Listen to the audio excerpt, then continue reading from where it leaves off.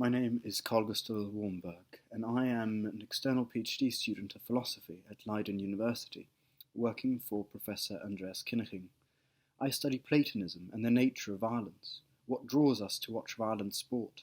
How do we stem the violent impulses that we might feel? And indeed, are we born violent? Such questions are raised by applying philosophy to martial arts and warfare, which were intimately entwined in the days of Plato. In this episode of Occasional Dialogues, I sat down with a fellow philosopher, Dr. Gavin Kerr, who has fought public MMA fights, meaning mixed martial arts, and who, like me, has wondered about the role of martial arts for both the individual and for society. Tell us a bit about yourself and how come you got into martial arts. Yeah, so my name's Gavin Kerr. I'm a doctor of philosophy, academic lecturer. You'd publish several books on Thomas Aquinas, articles and stuff like that. And I teach in Ireland. And I got into martial arts because I spent most of my 20s in an office or in a library, studying, getting degrees, writing a PhD, writing books. And when I got into my 30s, it's when you start to notice that, that maybe you need to take a wee bit more care of your body. So I started working out in my early 30s, doing the insanity programs and, starting to do, bodybuilding programs, powerlifting programs. But I'd always wanted to be a martial artist, and I was always interested in martial arts. So in my early 30s, I think it was about 33 at the time, I just one day decided, I want to take up a traditional martial art. And I thought there's no martial art more traditional than Kung Fu. So I went and I Googled a Kung Fu school in Belfast, Northern Ireland, and there was a Kung Fu school in Belfast, Northern Ireland, kick and dragging Kung Fu. And I started going to that. So that was about 6 years ago. And it turns out the master of that Kung Fu school was also trained in MMA and had fought MMA at the amateur level. Mm-hmm. And he also had a background in jiu-jitsu, sort of American Greco-Roman wrestling. So he was an all-round fighter.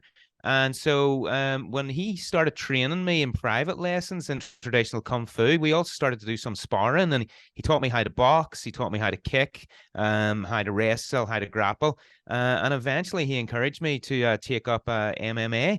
And 6 years later, I'm kind of, sort of following after him, sort of doing that all-round sort of fighting with my base sort of art being traditional Kung Fu.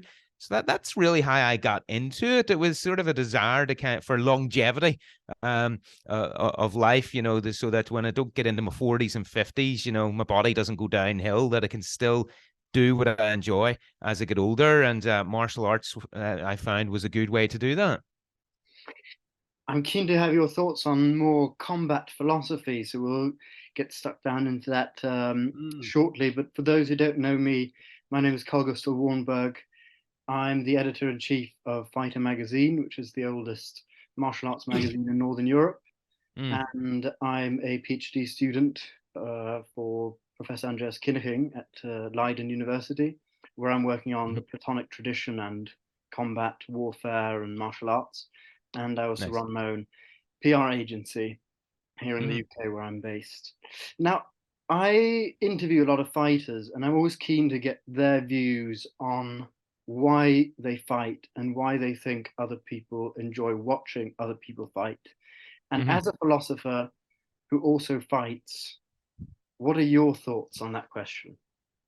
Yeah, so the first thing when I first started sparring with my master, we'd been training maybe about a year and a half, just doing traditional Kung Fu forms, drills. And I asked him, could we start sparring? When I first started sparring, I was just thrown in at the deep end. It was definitely that philosophy of just get in the ring and just try to survive and pick it up from there. And so immediately sparring, engaging, it was the personal challenge. It was overcoming this sort of personal challenge. It was it's sort of seeing what you're made of in what you're capable of, what's going to knock you back and what's going to challenge you to overcome yourself and just see what your limits are. So you say about how you're a PhD student. The PhD is exactly the same thing in the academic life. It's this obstacle or this challenge which shows you what you're made of. And those of us who get onto the other side of the PhD, we see what we're made of and what we're capable of, so that when there's a challenge then ahead of us, we know that we're capable of these challenges that we never thought we were capable of. I never thought I was a tough guy. And when I entered into, the martial arts gym for the first time, I wasn't a tough guy. And my master said as much to me after my first fight. When you walked in so many years ago, I never would have thought about putting you in a cage. But now, you're able to go into a cage and, you're nervous, you're anxious and everything, but you're able to go in and do what you do and, put up your best fight.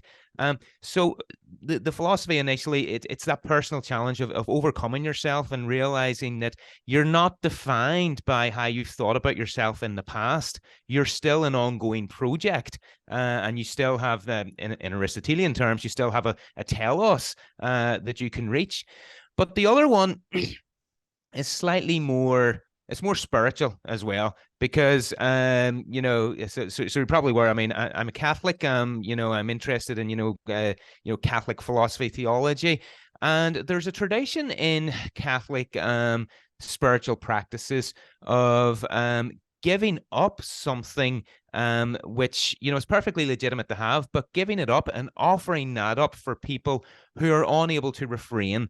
And usually the big example here is alcohol. A lot of people give up alcohol and offer up that sacrifice for people who are unable to give up alcohol. So in Ireland, we've got the Pioneer Association, and they pray for people who are unable to give up alcohol, and they give up alcohol themselves and offer it up as a spiritual sacrifice. Well, I mean, one of the things that I sort of, think about, when it comes to fight training and everything, is that as a young guy and somebody who was always very bookish and, scholastic, I never really, as I say, thought of myself as a tough guy or as a fighter or anything like that. I thought of myself as the complete opposite of somebody who couldn't fight and didn't know how to fight. And it's one of the motivations for stepping into a martial arts gym. I didn't know how to fight. I was afraid to fight, and I was afraid of confrontation. And you go to a martial arts gym to realize, to overcome that or to deal with that. Well, there's a lot of people who are just unable to do that, who either can't fight or, are refrained from fighting for themselves. And so in a sort of a spiritual sense, I kind of, see fighting and training as a kind of a spiritual sacrifice, whereby you put yourself through it and you go through it, not for yourself, but you offer it up for those people who are unable to do it, and hope that maybe someday they will, through God's grace, be able to, overcome that fear or inability to fight, so that they can fight whatever battle it is they're facing. So you say two things here. I want to dig a bit deeper on both of them. So it's a sort of personal overcoming. Actually, I think one can unite them. I'll get to that in a second if I remember. But would the first question then is this sense of wanting to fight innate? Because Thucydides famously says in the Peloponnesian War that people fight out of fear, honor, or interest. So I'm wondering, are those two contradictory tendencies within us? One is that we want to overcome ourselves, and is there this sense that you want to overcome someone else? And are they both innate? And then second, to your other point, and see if we can tie these together. I'm just throwing out some ideas here about offering it up. I'm also a Catholic, and my thought was immediately about ascesis and how that's also a form of overcoming yourself. Yeah. And it seems to me that the whole idea of ascesis, or the language in scripture, which has been used to develop the theology of ascesis and the spiritual discipline, comes from martial arts, because in the first letter to the Corinthians, St. Paul speaks about shadowboxing. He talks about running a race. And it's in the letter to the Corinthians where the Isthmian Games were held, where Plato wrestled. So, just wondering, what do you think about, is it innate? And what's the relation of ascesis to martial arts? Yeah. So I think I would go along with the idea of the desire to fight being innate. So you're working in the Platonic tradition. I see myself as something of a Neoplatonist, so somebody attracted to this, sort of Platonic hierarchy, but with an Aristotelian influence. And so I think this idea of overcoming oneself is the process of what Aristotle would call trying to achieve human flourishing, to seek out the good, which means that we have to actualize ourselves in some way. And part of actualizing ourselves and pursuing the good is bringing the passions in accord with reason. And so one of the passions is the irascible passions. So the passions of the get up and go, and we have to order those to reason. And the way we order those to reason is through fortitude. And so in having fortitude or being courageous, we need to face obstacles that we don't want to face, that we need to overcome. And fighting is probably one of the best ways of doing that to help habituate fortitude. Facing an opponent who is an obstacle, it's not overcoming the opponent. The opponent is just the means by which we overcome ourselves so that we can gain fortitude, so that when we fight, it doesn't matter if we win or lose. It's the fact that we faced an opponent that we didn't want to face allows us to habituate this notion of fortitude.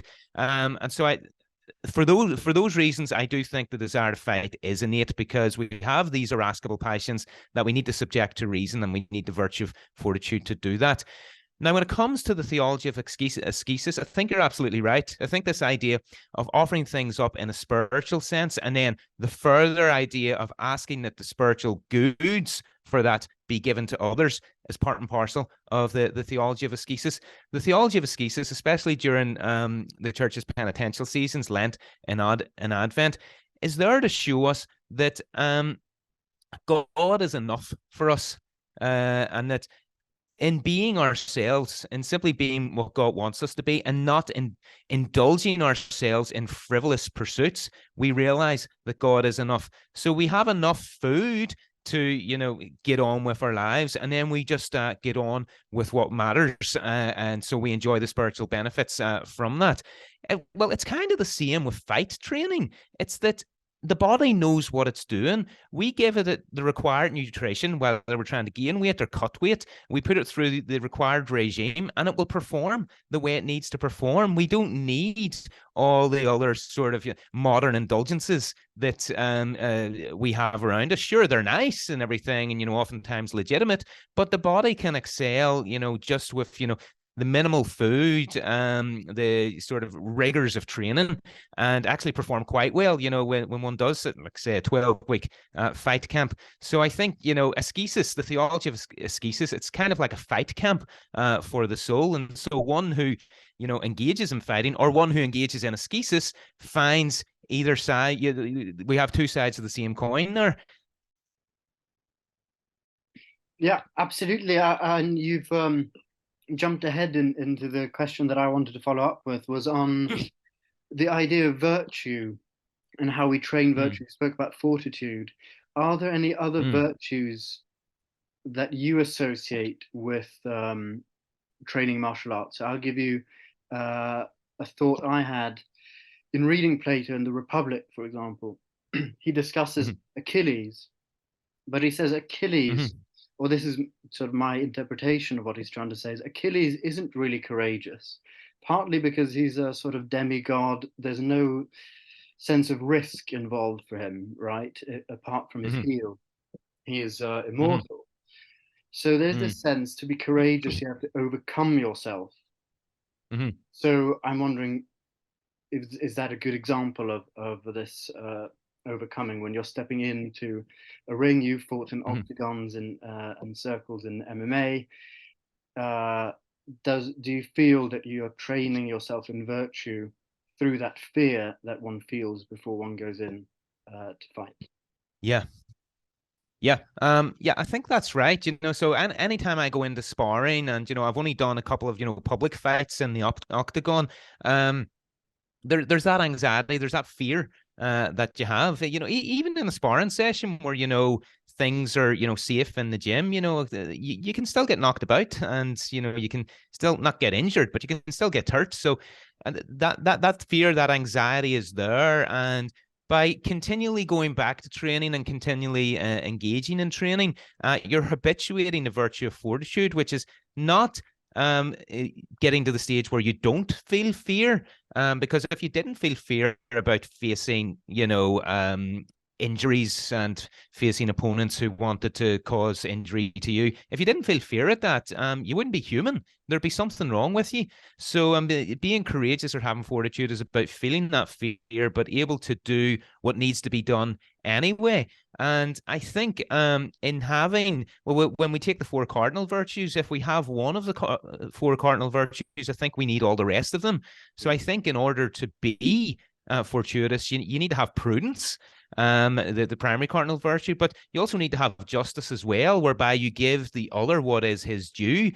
So if you're facing an opponent, you're not just going to pummel him into the ground. It's not a street fight. It's a test of, skill and training, but you also need temperance as well. It's going to be very hard to, do well in martial arts if you don't temper your appetites for food and drink. I mean, there's times when we can go off the rails and enjoy festivities, but then there's other times when we are training for something that we do need to keep the diet correct and stay off the drink and all the rest of that. So you need the virtue of temperance as well, because you realize there's a goal here, a project which needs done. Prudence has determined it. Justice is, gives us the conditions by which we can exercise it. Fortitude allows us to overcome obstacles, and temperance allows us to restrain our appetites for indulgence so that we can achieve this goal. So I think all the other virtues come into play in this particular example, of fighting, sparring, getting in the ring. All of them come into play to allow us to be just a well-rounded human individual who's engaged in the sport. Well, this is the thing. I think one thing I think people get wrong with Plato is they think he talks about gymnastics and he talks about music, and they think gymnastics is about training the body, music is about training the soul. But the gymnastics should also be seen as a part of training the soul, and also about teaching us something about the soul. So, for example, he believes there's an invisible measure that is the objective truth. Now, anyone who's been to a gym or trained for a fight knows that there's a correct way and there's the wrong way.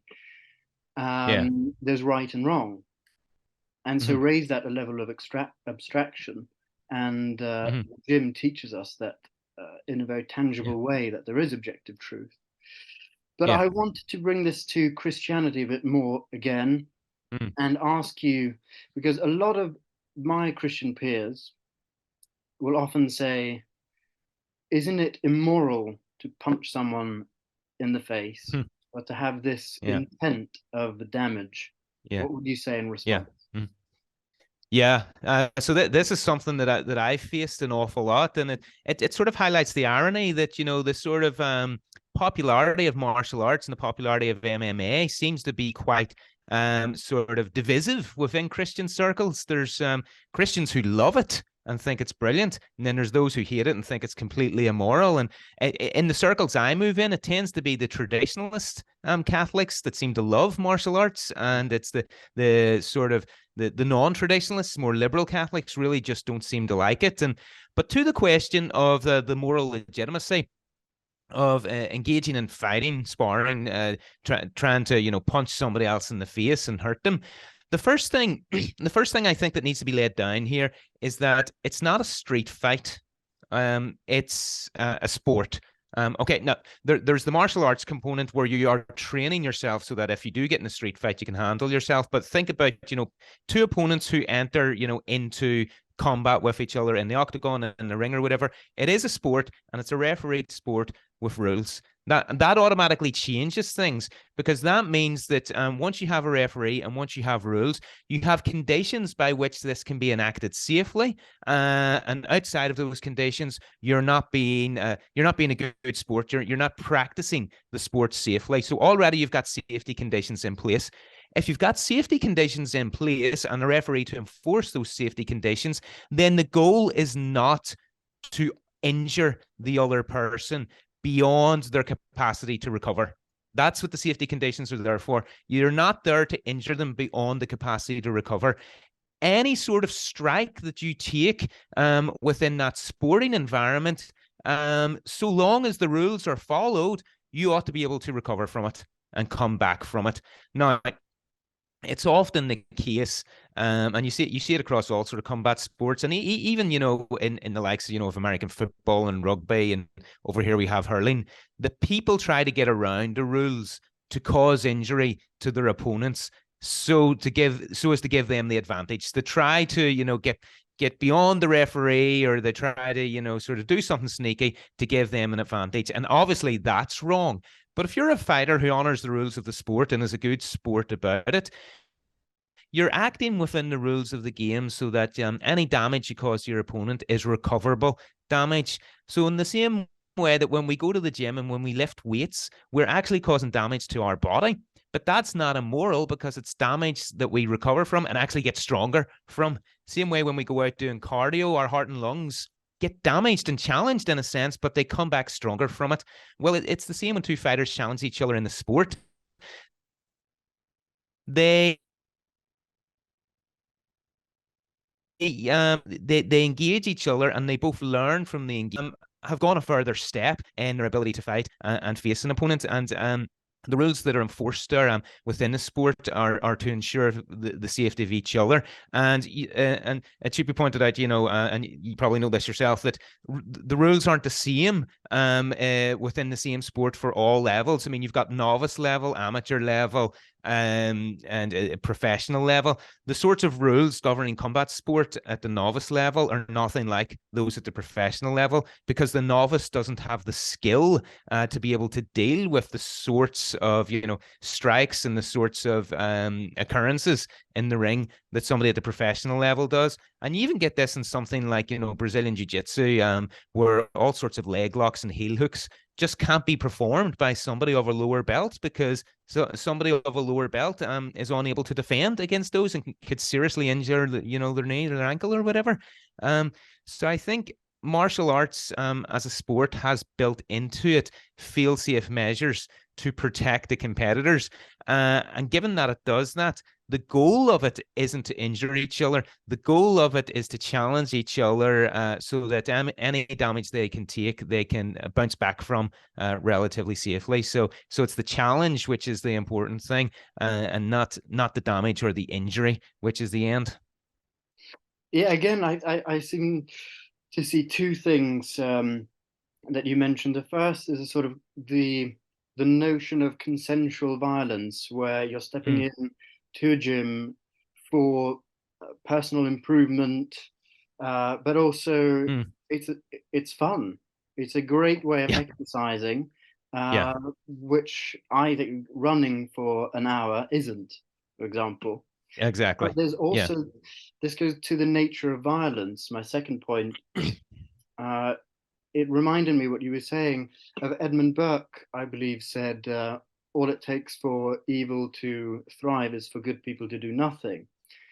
Now, so I want your thoughts on the nature of violence here, because there's always going to be a threat of violence. And I think the Hobbesian view would be something like, we are by nature violent, and it's the threat of a greater violence, state imposed, that keeps the peace. But a Platonic view would be more going back to this consensual violence, where you're already trained in a violent setting, so that you know that it's reason that has to reign, and not thumos or your sense of spiritedness or honor. So your thoughts on the nature of violence there. Yeah, so I definitely wouldn't be Hobbesian. I don't think we're violent by nature. I do think we're passionate by nature. So the Platonic Aristotelian notion that we do have these passions, and we're animals and we need these passions, but we need to subject them to our reason. And so reason has to, govern the passions.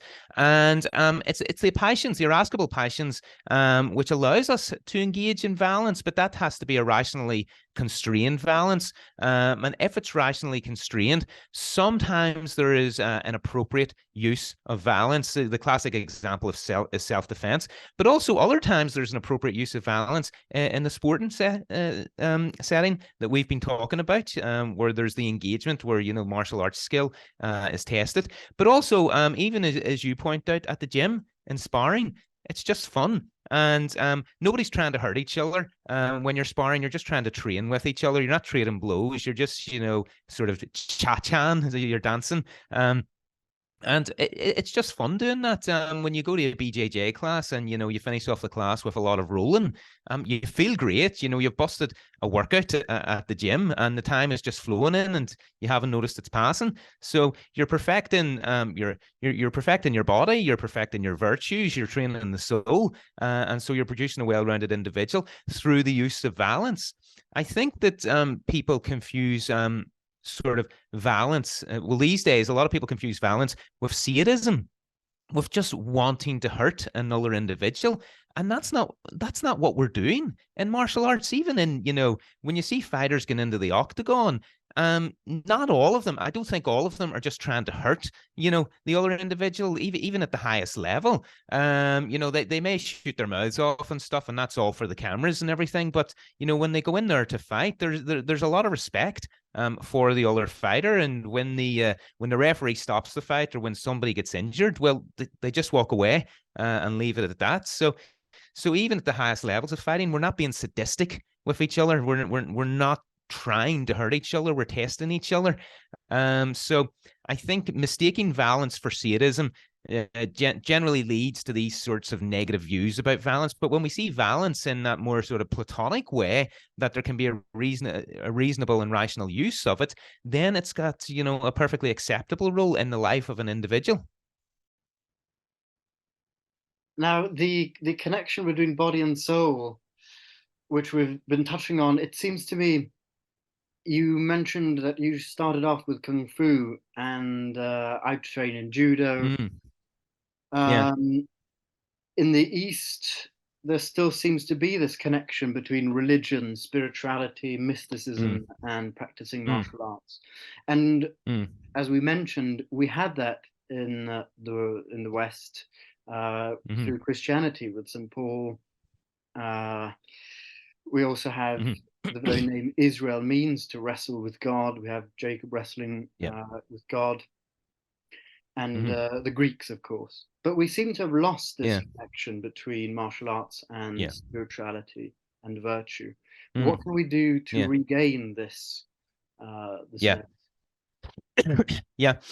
you're absolutely right. I mean, so being sort of a Kung Fu practitioner at heart, so I read all about the Shaolin Temple, and the monks at Shaolin, and how this grew out of a religious and spiritual practice.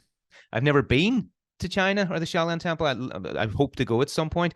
I always thought to myself, why is it that we don't have that? Especially in the West, why is it that we don't have that? That martial arts is a more of a spiritual practice. We think of martial arts either as a sport or something that soldiers or somebody like that does, but definitely not something that the spiritual man does. And the reason why I think this is a problem is it's something that Bruce Lee said in one of his books, that I think it's the Tao of Chinese Kung Fu. He says that a martial artist can't be a Cartesian, can't be a dualist. He actually mentioned Descartes, and he says that a martial artist cannot be a dualist. And this is because for Descartes, on the dualist account, the mind, the soul, is separate from the body, distinct from the body, and the body is a completely different thing. So you control your body with your mind the way you would do a character in a computer game. So if you are a Cartesian dualist, doing martial arts is like playing Mortal Kombat or Street Fighter on the computer game. You're controlling something at a distance. But for those of us who do martial arts, we realize that there is no distance between us and our body. Our body is heavily involved in the thing, such that, when we're rolling in BJJ, when you're doing your judo, when I'm doing my Kung Fu, it gets to the point where you're not thinking about what you're doing. but you know exactly what you're doing when you're doing it. It's like driving a car. You don't think about what you're doing, but you know exactly what you're doing when you're doing it.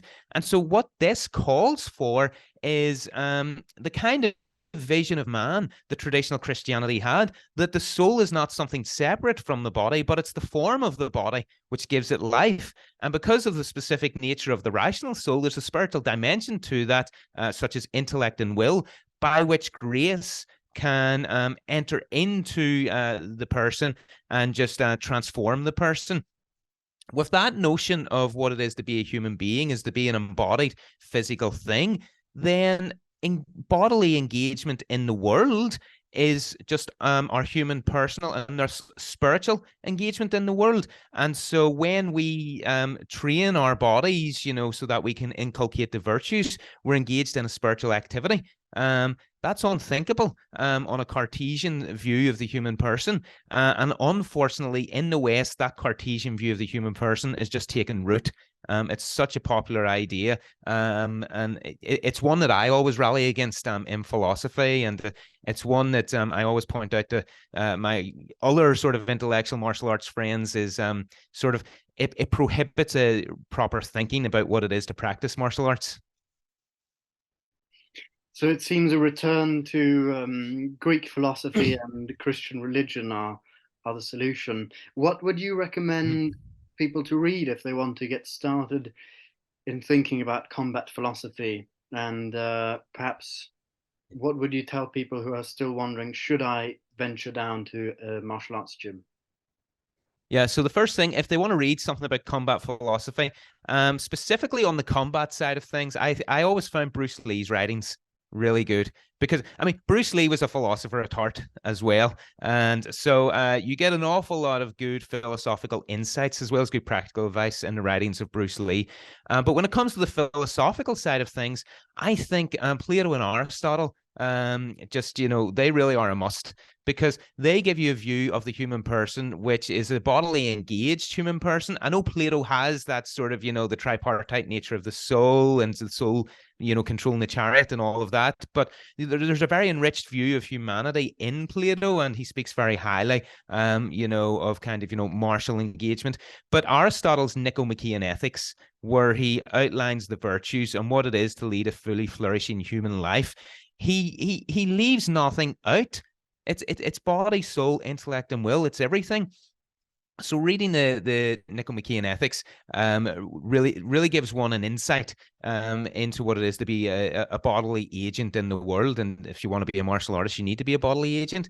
And there's always good old-fashioned Thomas Aquinas. Let's see, the Secunda Secundae of the Summa Theologiae. So the second part of the Summa Theologiae, where he deals with the virtue of fortitude.